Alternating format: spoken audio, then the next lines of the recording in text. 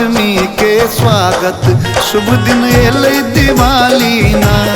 करियो न माँ लक्ष्मी के स्वागत, शुभ दिन एलै दिवाली ना।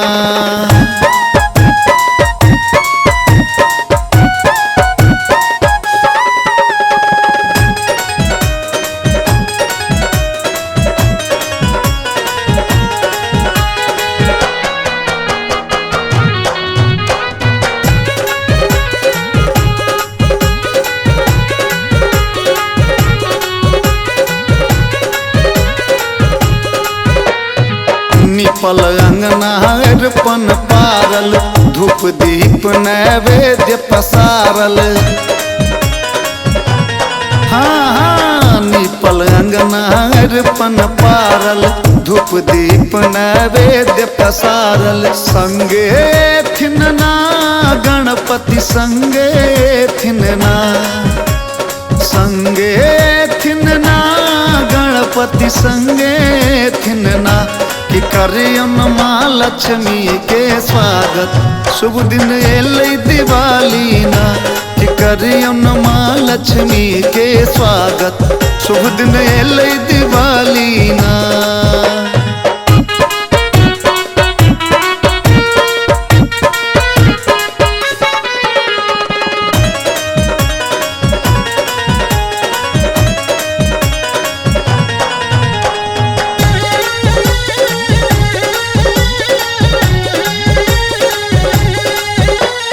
कार्तिक मास अनहरिया राती, सगर जोर जरे दीपवाती।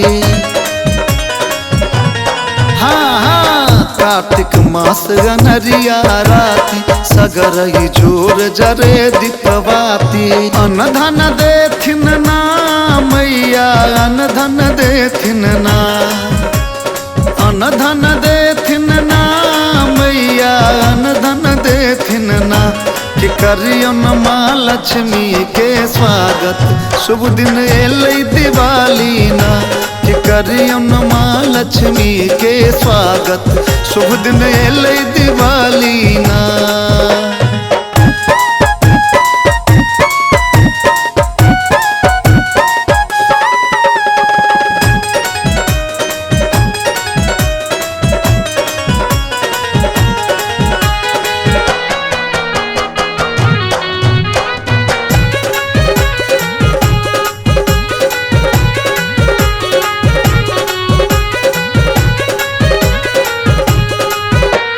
भक्त अहाँ के आरती उतारे, गोविंद शरण में शीश झुकावे।